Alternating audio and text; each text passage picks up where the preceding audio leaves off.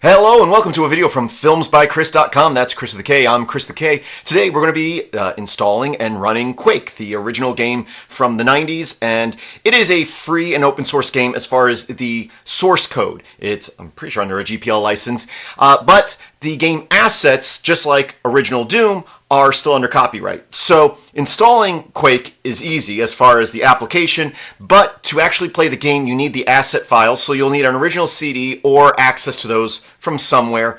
So let's go ahead. This is super simple. Let's just go to my website. Here you can click on software. It will bring you down to here. Click on notes, type in Quake. You should see an option there that says install Quake on Linux, and you have these commands. And this is for a Debian-based system. You just copy and paste those in there, and it won't take very long.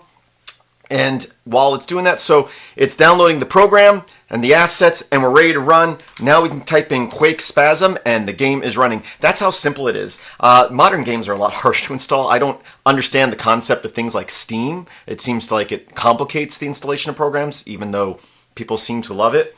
But let's go ahead and look at what we're doing here. First, again, we're installing a package called Quake Spasm. That's, again, the application, which is free, open source. That's why it can be in the repositories. And that will download and install it. Again, you need the original CD or somehow to get the assets that you hopefully legally own to run the game.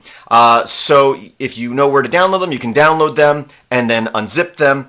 And that would be in the directory we're in.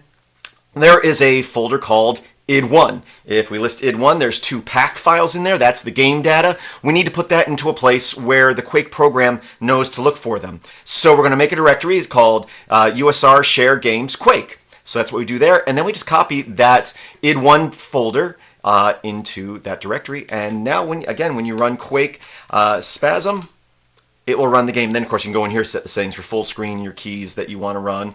But that's all you have to do to install and play the original Quake on a Linux system. Super simple, takes a few moments, and I thought I would share this. I hope that you have a great day.